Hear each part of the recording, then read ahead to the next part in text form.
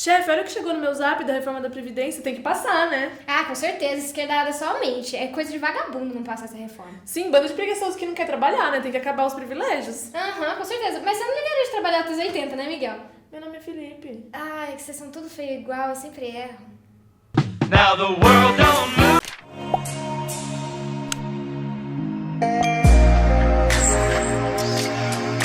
Olá! Nesse primeiro vídeo do Teatro e Teoria, a gente vai falar sobre reforma da Previdência. Bom, esse vídeo especificamente vai ter mais teoria do que teatro, porque realmente é um assunto denso. E por ser um assunto denso, na verdade, a gente trouxe uns outros tipos de conhecimento para esse assunto, né? Muitos debates sobre a economia em que envolve, né? Ou seja, vai render ou não vai render para o Brasil a reforma, vai gerar emprego, vai prosperar a economia ou não. Como nós três que integramos esse projeto somos futuras historiadoras, a gente não tem essa grande noção econômica sobre as coisas, a gente veio trazer uma outra perspectiva sobre a reforma da Previdência, que é a perspectiva de essa reforma é democrática ou não? A gente precisa debater a democracia, como ela funciona, a democracia representativa, para a gente poder entender se essa reforma é democrática ou não. Eu defendo a ideia de que ninguém da classe trabalhadora, ou seja, as pessoas que vão ser afetadas pela reforma da Previdência, que vão deixar de ter uma Previdência, são verdadeiramente favoráveis à reforma da Previdência. Aí você me fala, Verônica, como assim? Eu sou eletricista, eu sou pedreiro, enfim, e eu apoio a reforma da Previdência. A reforma da Previdência tem que acontecer. Eu faço parte da classe trabalhadora, eu ganho um salário mínimo, mas mesmo assim eu apoio a reforma da Previdência. O que você está falando? Bom, eu entendo que, em teoria, ou melhor, na prática, você pode até concordar com a reforma da Previdência. Mas existe uma colocação muito mais complexa de você é favorável mesmo ou você é favorável àquilo que te vendem. Então, assim, você é favorável mesmo à reforma da Previdência da forma crua, ou seja, o fato de ser arrancado o direito das pessoas de se aposentar, o direito das pessoas de ter esse benefício, digamos assim, ou você é favorável às promessas de prosperidade econômica, de geração de empregos, de um Brasil melhor? Porque o que eu vejo é que as pessoas que são favoráveis à reforma da Previdência e não são da classe dominante, ou seja, não são das pessoas que verdadeiramente vão ser favorecidas pela reforma da Previdência, é que elas são atraídas pelas promessas do governo que quer implementar essa reforma, ou seja, vai gerar mais emprego. Então, temos uma vasta quantidade de desempregados que acham que a reforma da Previdência vai gerar empregos, vai melhorar a economia, e melhorando a economia vai ter mais investimentos, e mais investimentos vai gerar mais empregos. Então, assim, o que eu vejo são pessoas favoráveis às promessas, são as possíveis consequências da reforma da Previdência. Mas, assim, você ser favorável a realmente você ter o direito de se aposentar e, de repente, você não ter mais... Eu acho difícil. As pessoas, elas não tem como elas serem conscientemente favoráveis a algo que vai prejudicá-las. Ninguém é. Então, eu vejo alguns discursos, tipo, eu não vou conseguir me aposentar tão cedo, vou ter um salário menor quando eu me aposentar, mas tudo bem, eu tô fazendo esse sacrifício pelo Brasil. Então, assim, a pessoa ela pode até ter um entendimento que ela vai ser prejudicada, mas ela acha que é um sacrifício em prol de algo maior. Ninguém vai ser favorável à reforma da Previdência sabendo que não vai tirar os seus poucos direitos, ou seja, você não vai conseguir se aposentar, ou vai se aposentar com uma quantidade de dinheiro assim, que não dá para se manter, e também sabendo que o Brasil não vai para frente, que não vai melhorar a economia e que não vai gerar empregos. Ninguém vai apoiar a reforma da Previdência sabendo essas duas coisas, porque aí ela vai ser contrária a ela duas vezes, porque ela não vai ser favorável a ela nem como pessoa, ou seja, como pessoa que receberia aquele benefício, e nem como brasileira que acredita que o Brasil vai melhorar. Então, assim, isso é fácil de entender. As pessoas, elas acreditam em possíveis promessas, né? Por isso que elas são favoráveis à reforma da Previdência. Porém, existe um debate ainda mais delicado, que é o debate sobre a luta entre as classes sociais e os divergentes interesses entre as classes. Mas isso é uma realidade que se a gente tiver um olhar mais minucioso, a gente consegue observar que é uma realidade tangente ainda no Brasil e em qualquer país. As classes têm interesses divergentes e esses interesses divergentes se mostram em coisas como essa da reforma da Previdência. Aí você vai falar, não, mas eu sou pedreiro, sou eletricista e eu sou favorável à reforma da Previdência. Então, assim, não casa esse seu discurso porque eu sou da classe trabalhadora e eu apoio a reforma da Previdência que as pessoas dizem, né, por aí, os esquerdistas dizem por aí, que é um interesse da classe dominante. Então, eu quebrei seu argumento. Bom, meu querido, não necessariamente você quebrou meu argumento, porque existe uma coisa muito complicada, que se chama ideologia dominante. Então, às vezes, você vai apoiar aquilo que não te favorece e que não favorece a sua classe social, sem saber que está apoiando algo que não te favorece. Então, assim, é uma questão complicada.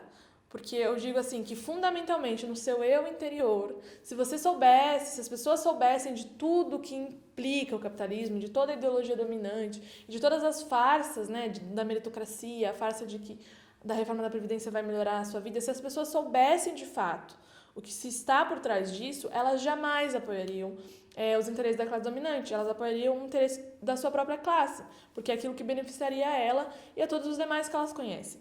Então, assim, existem muitas pessoas que são da classe trabalhadora e que apoiam políticas que não são boas para a classe trabalhadora. Eu concordo que isso exista. Mas isso acontece por causa da ideologia dominante. Então, elas são levadas a acreditar em meritocracia. Então, por exemplo, assim, não precisa de política pública, não, eu me viro, eu vou trabalhar e vencer na vida. Então, a pessoa apoia, por exemplo, a ausência de políticas públicas que ajudam pessoas pobres e pessoas da classe trabalhadora, porque ela acredita na ideia da ideologia dominante, que é essa ideia de meritocracia. Ideologia dominante é você acreditar em justificativas que possam justificar as desigualdades, por exemplo, promovidas pelo atual sistema. Não é bem isso, ideologia dominante, mas assim vai ficar de uma forma mais fácil de entender. Por exemplo, o capitalismo e o atual sistema que a gente vive, né, que é o capitalismo, ele é muito desigual. A gente sabe disso. A gente vive no Brasil, que é um país extremamente miserável e extremamente desigual. No Brasil tem gente muito rica, mas tem gente miserável, e a maioria das pessoas é miserável. Então a desigualdade no Brasil ela é latente e ela é muito fácil de ser observada. Bom, se não houver uma justificativa para isso, para essas desigualdades, o povo vai se rebelar e o sistema em si vai cair em 5 segundos. Só que existem as justificativas que estão no plano da ideologia. Então a ideologia ela é fundamental, ela é muito importante nesse sentido. Porque existem justificativas. Então, por exemplo, a meritocracia, né? A meritocracia é uma grande justificativa do capitalismo. Então, assim, se você é pobre, vai lá, trabalha, se esforça que você vai conseguir. Todo mundo que está no topo trabalhou muito para conseguir. Então, as pessoas que são pobres, ao invés de se revoltar com o sistema, pensar, bom, essa desigualdade, ela é estrutural e ela precisa ser acabada. Acabando com esse sistema, ela vai pensar, não, é uma questão individual, é uma desigualdade que eu vivo e eu posso vencê-la trabalhando. Essa é uma primeira justificativa da ideologia dominante para manter o capitalismo existindo. Então, a ideologia dominante, ela opera nesse sentido, de justificar o sistema que a gente está, para que as pessoas da classe dominada se contentem, né? Ou seja, se conformem, falem assim mesmo, não tem como mudar, e não ajam de forma revolucionária para mudar o sistema e derrubá-lo. Muitas pessoas acham que as mudanças históricas elas são dadas por alguém, né? São um personagem importante. Júlio César, lá na Roma Antiga, decidiu que ia acontecer isso, o Bolsonaro aqui no Brasil decidiu que ia fazer isso e acabou, né? Os governos, eles têm as suas importâncias, obviamente, mas eles não dão tudo pra gente, assim, fulano deu escola, fulano deu creche, fulano deu esse direito pra gente, não. Esses direitos, eles são conquistados. Existem alguns governos que vão lá e dão uma canetada, mas eles são conquistados, né? A participação popular, ela é importante. Às vezes a gente não percebe isso, mas ela... Antes, né? Bem antes, a gente sabe que as pessoas trabalhavam 16 horas por dia. Crianças trabalhavam em fábricas ali no início da Revolução Industrial. 16, 17 horas, nas condições mais insalubres possíveis. E hoje em dia não é mais assim. Hoje em dia a gente tem a jornada de trabalho de 8 horas, as crianças não mais trabalham, né? E como que a gente conquistou isso? Né? A gente tem que pensar que isso foi conquistado em diferentes países, né? Então, na Inglaterra foi em um momento, no Brasil foi em outro. Então, assim, não é porque, sistematicamente, coincidentemente, vários governantes bons foram caindo nesses países e a gente conseguiu esses direitos graças a esses homens bons. Não. Existe uma questão das divergências entre os interesses das classes que geraram um resultado histórico. Então, vamos lá.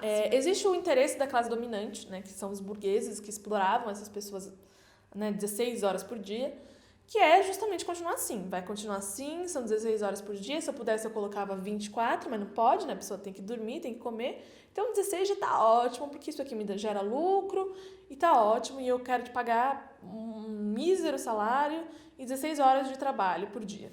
Esse é o interesse da classe A, que a gente vai chamar aqui de classe A, que é a classe dominante, a burguesia. Aí existe o interesse da classe trabalhadora, que são esses trabalhadores que trabalham 16 horas por dia. O interesse deles, teoricamente, né? Não é necessariamente ter uma jornada de 8 horas de trabalho. O interesse da classe trabalhadora, por mais que às vezes ele não perceba que esse é o verdadeiro interesse das pessoas, é ser livre. Esse é o sonho de qualquer pessoa. As pessoas não querem ter patrões, as pessoas não querem ter o seu trabalho explorado. O que elas querem é ser dona do seu próprio trabalho, ter um trabalho digno, né, ser bem pago por esse trabalho.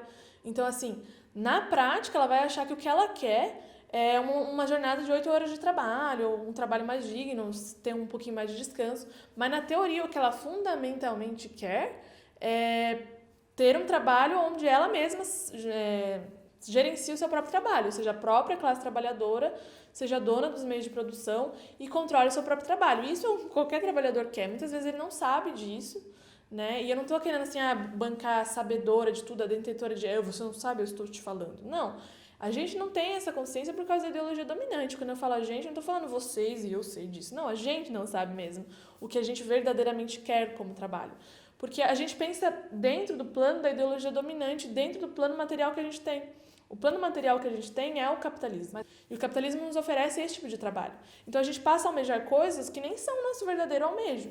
Então assim, a gente almeja o mínimo, né? Eu quero ter um salário mínimo e trabalhar 8 horas por dia, ter minha casinha e ter minha paz. Mas será que é isso que você realmente quer? Ou é isso que você sabe que pode conquistar num sistema como esse? E aí você passa a sonhar essas pequenas coisas. Mas assim, pense que não existe o capitalismo, não existe essa situação de desigualdade, essa questão material. O que você verdadeiramente quer? Né? Você quer um trabalho igual, você quer ser bem pago, você não quer ser explorado. Então é isso que verdadeiramente as pessoas querem. Quero defender novamente que ninguém que pertence à classe trabalhadora realmente é favorável à reforma da Previdência. Voltando para aquele exemplo dos resultados históricos, né? Ou seja, a jornada de 16 horas e a jornada de 8 horas. O trabalhador, quando ele alcança a síntese, que é a mediação, que é o resultado de uma jornada de 8 horas de trabalho, sendo que, na verdade, ele queria mesmo não ser explorado, ele vai passar a pensar que é aquilo que ele queria. Então, ele queria 8 horas de trabalho. Mas, na verdade, não. O que uma pessoa quer é sempre ser livre, né? Ter o seu próprio trabalho, ter o seu próprio dinheiro, ser pago pelo aquilo que ela faz. É isso que qualquer pessoa quer.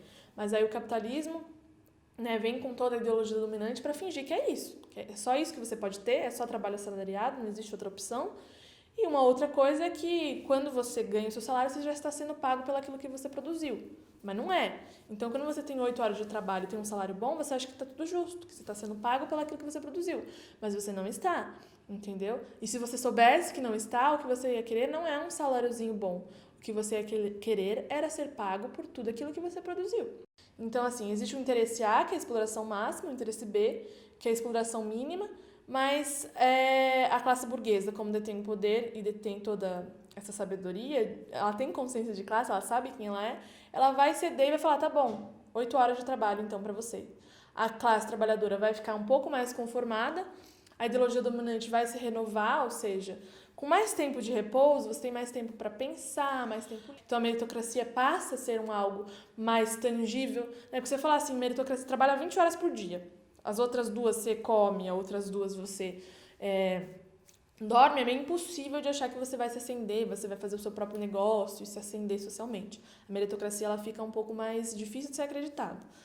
Agora, se você tem 8 horas de trabalho, 8 horas de sono e 8 horas de lazer, nesse lazer, que você faz o que você bem entender da sua vida, você pode acreditar que é possível investir no seu próprio negócio e enriquecer. Então, com esse maior tempo de lazer, a ideologia dominante, a questão da meritocracia, por exemplo, ela vai ficando mais tangível, ela vai ficando mais fácil de ser acreditada.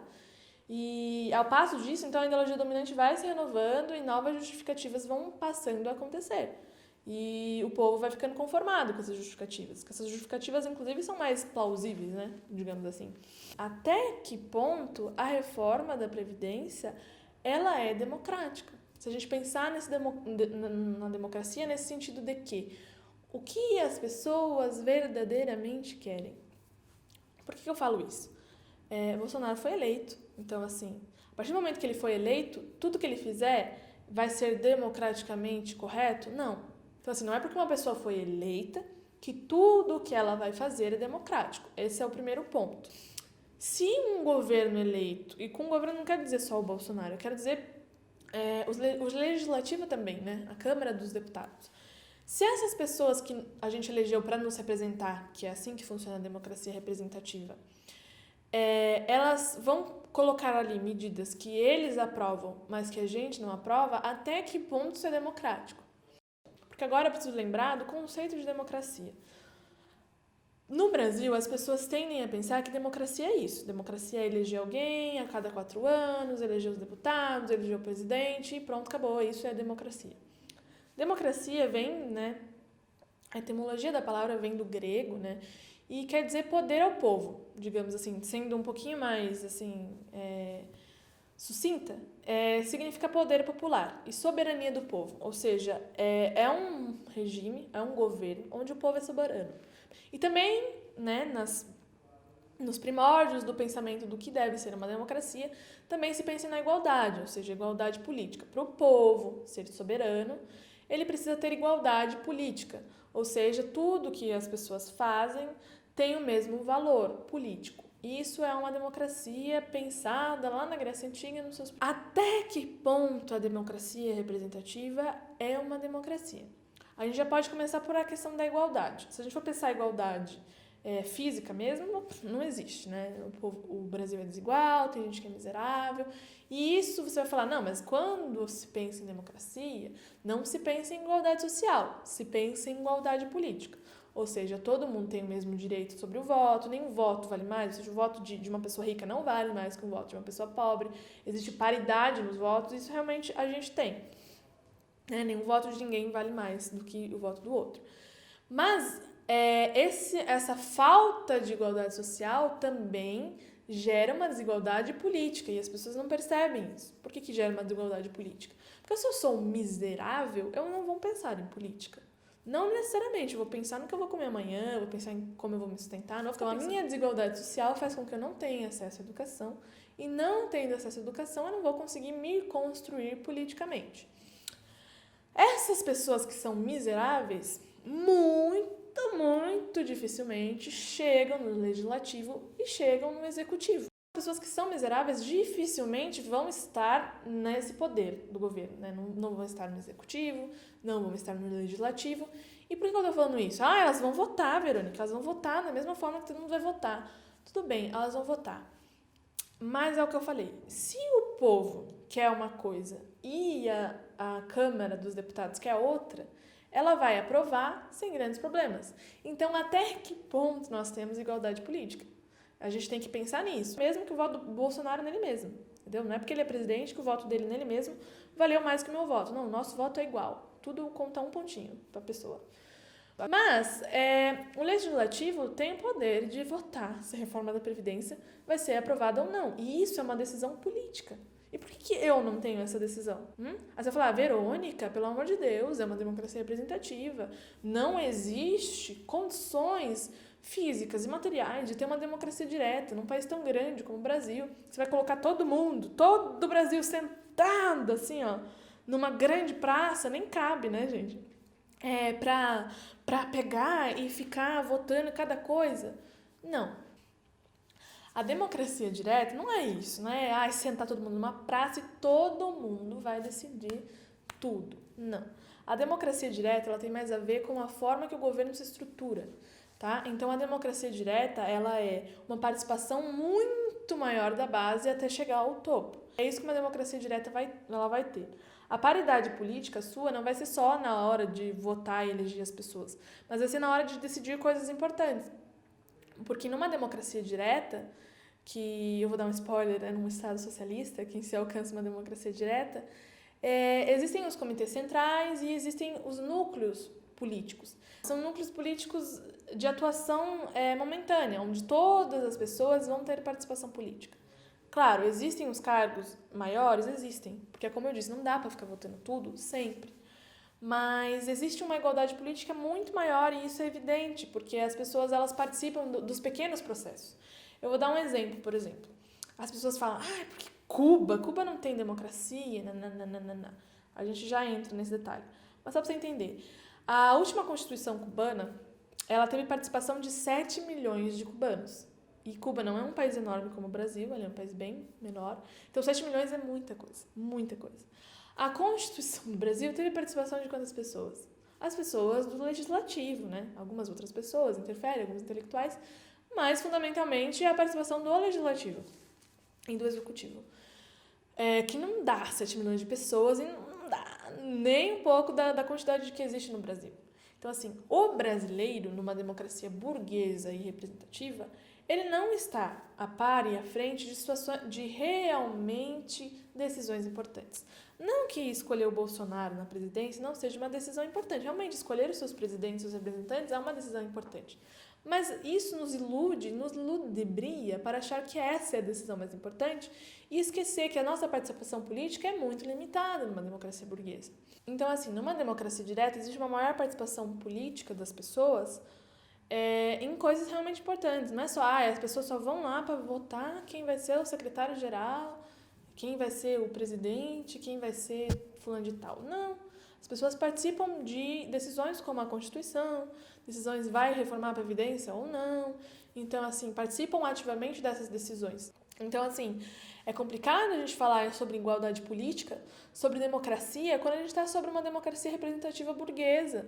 A gente já não tem igualdade política, que é um fundamento. Se você me falar que a gente tem igualdade política só porque a gente vota e o nosso voto vale mesmo, não vale de nada. Porque as pessoas que a gente elegeu é que estão lá no poder e estão decidindo coisas que às vezes não são aliadas com a base. E não me venha com essa desculpa de, mas não existe democracia direta, não posso colocar todo mundo numa praça, por isso que eu preciso ter representantes. Já expliquei aqui que é questão de decisões da base que sobem para um núcleo central e esse núcleo central tem que atender às demandas populares. É assim que funciona numa democracia direta. Não é botar todo mundo numa praça, mas botar pequenos núcleos numa pequena praça para tomar decisões e aí você sobe a decisão desse núcleo. Ou seja, o núcleo X votou isso, o núcleo Y votou isso. Então, vai subindo as decisões dos núcleos políticos onde você atua, porque isso é uma atuação política melhor. Você não pode abraçar o mundo, assim, gente, o Bolsonaro vai melhorar todo o Brasil. Ele nem sabe o nome de todas as cidades, e não sabe mesmo, não tem como saber, é impossível saber o nome de todas as cidades do Brasil. Agora, se você atua politicamente no seu núcleo, ou seja, onde você vive, no seu círculo social, você tem como ter maior noção de como vive aquele círculo social e construir políticas para aquele círculo social. E a partir da construção de políticas para aquele círculo social, você sobe demandas para instâncias maiores. Democracia direta é isso, gente. Você faz política onde você atua no seu dia a dia. Democracia representativa, as pessoas fazem política para onde elas nem sequer imaginam que exista. E isso é complicado. E por isso que a democracia direta ela é tão melhor. Porque você atua politicamente em um lugar onde você conhece, onde você vive, onde você trabalha, onde você estuda. Tanto, numa democracia representativa, não. Eu posso ter elegido você para me representar. Mas se você quiser não me representar, dane-se, você pode. Então, assim, mesmo que você olhe assim, 90% da minha base eleitoral é contra a reforma da Previdência. Não tem nada que te impede em votar favorável à reforma da Previdência. Então, cadê a igualdade política? Entendeu? Assim, a sua base eleitoreira, ou seja, aquelas pessoas que votaram em você, que se sentiram representadas por você, elas não têm a mesma igualdade política que você. Porque você vai lá e vota a favor da reforma da Previdência, mesmo a sua base eleitoral não gostando daquela reforma. Voltando para o assunto da reforma da Previdência. Por que eu falei tudo isso, democracia, o que realmente é democracia e o que não é? Porque, assim, a gente tem que entender que democracia não é quem foi eleito e quem não foi eleito. E isso é a democracia representativa que a gente tem no Brasil e que a gente acaba acreditando que isso é sinônimo de democracia. Democracia é vontade do povo. Aí você fala, mas a vontade do povo, Verônica, foi eleger o Bolsonaro, agora não tem mais o que fazer. Não. Isso é uma coisa que nos acomoda muito. A gente pensa assim, nossa, o Bolsonaro foi eleito, e foi eleito democraticamente, não posso fazer mais nada. Não é bem assim. Porque até que ponto as pessoas que votaram no Bolsonaro realmente querem ele? As pessoas, quando votam no indivíduo, elas não votam naquele indivíduo. Elas votam nas promessas de campanha. Então, assim, a pessoa que votou no Bolsonaro, ela não votou assim, eu votei no Bolsonaro, eu quero muito. Até tem uma parcela que é bem fã, assim. Mas a maioria votou porque acha que a segurança do Brasil tá ruim, que tem muito desemprego, que a economia tá falida e que tem medo de morrer na rua e levar um tiro. Essas coisas. E o Bolsonaro prometeu um país melhor, teve toda uma campanha de governo por mais segurança pública, por combate à corrupção. Então, as pessoas que votaram no Bolsonaro, elas não votaram necessariamente no Bolsonaro, mas nas consequências que ele traria se fosse eleito. Isso é bom a gente ter em mente, porque assim a gente fica pensando que a gente não pode nunca mais ir contra o Bolsonaro, porque ir contra o Bolsonaro é ir contra a vontade democrática do Brasil que o elegeu. Não é bem assim. Porque é o que eu falei, se o Bolsonaro ele foi eleito, tudo que ele quiser colocar no Brasil vai ser democrático? Não. Porque às vezes o que ele quer colocar no Brasil vai contra a vontade popular, a mesma vontade popular que o elegeu. Então, assim, as pessoas elegem representantes que elas acreditam que vão trazer um Brasil melhor. O que as pessoas queriam quando votaram no Bolsonaro era segurança, paz, comida, emprego. E é esse é o ponto que eu quero tocar. Fundamentalmente, o que qualquer pessoa quer, seja rica, pobre, enfim, tirando assim essas expectativas, nossos sonhos próprios, o que toda pessoa quer é ter pão, paz e terra. É isso que as pessoas querem. É isso que as pessoas querem, fundamentalmente. A gente não pensa... Se perguntar pra você, Verônica, qual é o seu sonho de vida? Eu não vou falar pão, paz e terra. Porque no meu caso, eu tenho pão, né? Eu tenho dinheiro pra ter comida, eu tenho uma casa. Então eu não vou ficar pensando, o que eu quero é pão, paz e terra. Porque teoricamente, eu já tenho isso. Não estou vivendo em guerra, né? Paz é um conceito um pouco subjetivo, não sei se eu tenho. Mas não estou vivendo em guerra, enfim, essas coisas. Então, assim, eu já tenho essas coisas. Então, eu não vou ficar pensando o que eu quero, o que eu já tenho. Mas se me tiram tudo isso, as primeiras coisas que eu vou querer são essas. Ter onde dormir, ter o que comer e ter sossego. É isso que qualquer pessoa quer. Só que se você perguntar para as pessoas o que elas querem, normalmente elas não vão responder isso, porque muitas dessas pessoas já têm. Então, elas pensam em outra coisa. Eu quero um carro, eu quero ter um cachecol azul, entendeu? Elas vão falar coisas mais específicas. Mas se você tira tudo da pessoa e coloca ela como um indivíduo, assim mesmo, coisa bem assim, ser humano, raiz, digamos assim, você vai ver que todo mundo quer a mesma coisa, né? Daí existem os anseios próprios, a ambição, mas todo mundo fundamentalmente quer isso. E as pessoas que votam no Bolsonaro também querem isso. Elas querem ter emprego, elas querem ter sossego, ou seja, segurança pública, elas querem ter onde morar, que também é uma consequência de mais geração de emprego, de uma economia melhor. Então, as pessoas votaram no Bolsonaro entendendo que ele ia suprir essas 3 necessidades básicas que todo mundo quer no seu subconsciente, muitas vezes não sabe, e que ele ia suprir, né? Então, assim, todo mundo votou nele pensando nisso, né? No seu inconsciente, que era eu quero pão, paz e terra, Bolsonaro vai trazer prosperidade econômica, trabalho, e, consequentemente, tudo isso eu vou ter. A partir do momento que a gente entende que o que as pessoas querem é pão, paz e terra e não Bolsonaro, se o Bolsonaro não promover pão, paz e terra, ou todas as outras consequências mais assim, contexto brasileiro, que seria segurança pública, emprego, uma economia melhor, que também são coisas que estão atreladas a pão, paz e terra, se o Bolsonaro não conseguir promover isso, ele vai estar sendo, de certa forma, antidemocrático, porque ele vai estar atentando contra a vontade do povo e contra a soberania do mesmo. Por mais que ele tenha sido eleito democraticamente, eu não estou falando que ele é antidemocrático, vamos derrubar ele, golpe, não sei o que lá. Não, não é isso. Eu estou falando que o nosso conceito de democracia, muitas vezes, ele é limitado.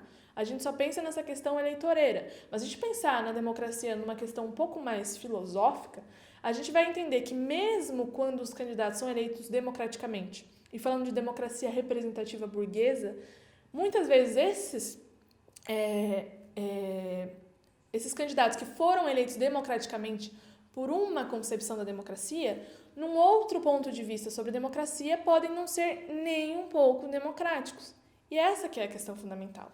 Então, assim, se o Bolsonaro não conseguir, entendendo que as pessoas não votaram no Bolsonaro, mas votaram por pão, paz e terra, a partir do momento que o Bolsonaro foi eleito sim sobre uma ótica de democracia, foi eleito democraticamente, ele não vai estar atendendo uma outra visão sobre democracia, que é trazer igualdade política, trazer pão, trazer igualdade para todo mundo, soberania do que o povo quer. Então, isso é fundamental para a gente entender.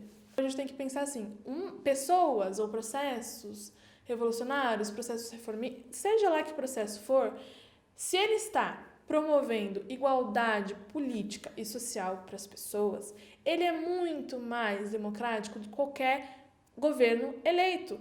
E por que ele é muito mais democrático? Porque ele está verdadeiramente atendendo os anseios da população, que nada mais é do que igualdade social e todo mundo ter direito às mesmas coisas. Então, um governo não legítimo, digamos assim, que seria o governo revolucionário, sobre muitas óticas para as pessoas não são legítimos, mesmo que seja o povo se levantando contra alguma coisa, eles podem não ter sido eleitos e legitimados pelo voto dessa democracia burguesa representativa. Mas eles estão trazendo igualdade. E a partir do momento que eles trazem igualdade, eles estão atendendo o anseio popular. Tá? Eles podem ir contrário àquele anseio popular aparente, que é o Bolsonaro. Mas eles estão indo de encontro ao verdadeiro anseio popular, que é ter pão, paz e terra. Aí você fala, Verônica, mas que audácia, que petulância, como é que você sabe o que o povo quer? Como é que você diz que esse povo que não foi eleito democraticamente sabe o que o povo quer? Ou seja, você vai querer que pessoas que não foram eleitas democraticamente ajam em nome do povo, como se o povo fosse burro e não soubesse o que ele quer Bolsonaro e pronto, acabou. Não é isso, gente. É aquilo que eu falei no início do vídeo. A ideologia dominante nos faz ter pensamentos que vão de desencontro com os nossos interesses de classe. E é justamente por isso, porque se a nossa consciência, é o que a gente chama de consciência de classe, né? Ou seja, o nosso pensamento está em harmonia com a nossa classe social e com os nossos interesses de classe, isso é muito perigoso para o nosso sistema. Então é por isso que as pessoas fazem e insistem tanto para que existam as desinformações, as fake news, as famosas fake news, para que realmente nunca exista uma harmonia entre a materialidade e a ideologia. Porque a nossa materialidade é miserável, mas a nossa ideologia diz que essa materialidade miserável pode ser vencida, né, se você trabalhar muito, mas ela não pode, entendeu? A ideologia ela não está em harmonia com a nossa realidade. E a partir do momento que se cria uma consciência de classe, ou seja, o indivíduo sabe que essa desigualdade ela é estrutural e que ela precisa de coisas mais fortes, de processos mais fortes para serem combatidos, ele pode destruir o próprio sistema. Então, assim, não é que as pessoas são burras. Não é assim, todo mundo é burro, só eu que não sou alienada. Não, todos nós que vivemos sobre o sistema que vivemos somos alienados, eu me incluo nisso. Então, assim, nós temos pensamentos limitados pelo capitalismo. Não só porque a nossa materialidade é capitalista, então o que a gente vai enxergar é aquilo que eu falei, né? Então, assim, a gente elegeu o Bolsonaro. O que a maioria das pessoas vão pensar? Não tem mais nada o que fazer. Ele foi eleito, vamos chorar. Né? Porque são os limites que a democracia burguesa nos impõe. Né? Então, ele foi eleito, vamos respeitar, daqui 4 anos a gente elege outra pessoa. Não, gente, participação política ativa. A gente tem que pensar além das circunstâncias que o capitalismo está nos dando. A gente precisa superar a democracia representativa, porque a própria democracia representativa e a forma como ela é estruturada é uma ideologia dominante. Então, assim, as pessoas querem que você acredite que essa é a única forma de democracia e que essa democracia é a melhor. Eles querem que você acredite que esse é o limite, mas esse não é o limite. É que a gente, por ter uma democracia burguesa, a gente acredita que democracia é isso, eleger os representantes máximos. Então, quando a gente vê outros países que não elegem, digamos assim, esses representantes, os nomes mais famosos do país, a gente se assusta e pensa que é um processo antidemocrático. Mas se esses estados promovem uma igualdade, as pessoas não passam fome, todo mundo ganha o mesmo salário, eles estão promovendo muito mais democracia do que um país onde se elegeu o nome mais famoso daquele país, aquele representante que vai nas confederações e tudo mais. Por que eu estou falando isso? Eu estou falando isso justamente porque a gente tem uma democracia representativa, a gente crê que democracia é isso que a gente tem. Então, a gente tem essa ótica para comparar com os outros países. Então, quando a gente vai comparar com os outros países, que às vezes são muito mais democráticos, têm igualdade política, têm igualdade social, a gente acaba achando que eles não são democráticos porque a gente é que tem uma visão deturpada sobre democracia. E essa é uma pequena questão.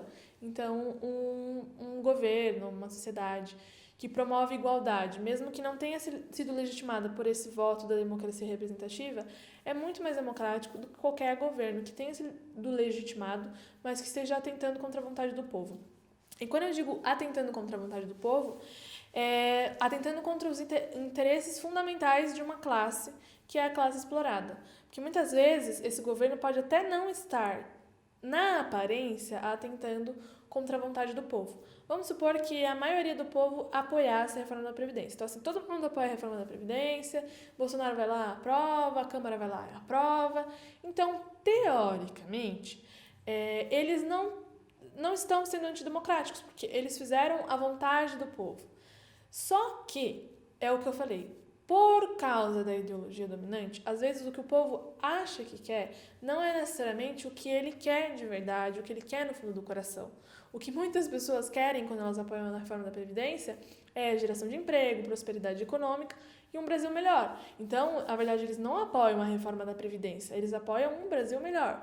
Só que eles acham que a reforma da Previdência vai trazer isso como consequência. Eles não apoiam não aposentar. Eles não apoiam aposentar quase aos 70 anos. Eles não apoiam ter 30 anos de contribuição. Eles não apoiam isso. Eles apoiam a ideia de um Brasil melhor. Então, assim, por mais que às vezes existe uma consonância entre o governo e a vontade popular, não necessariamente existe uma, de fato e concreta, harmonia entre esses interesses. Porque, às vezes, existe uma harmonia aparente, ou seja, o governo quer reforma e a população também. Mas será que a população realmente quer a reforma? Ou ela está ludibriada pelas promessas que essa reforma está trazendo?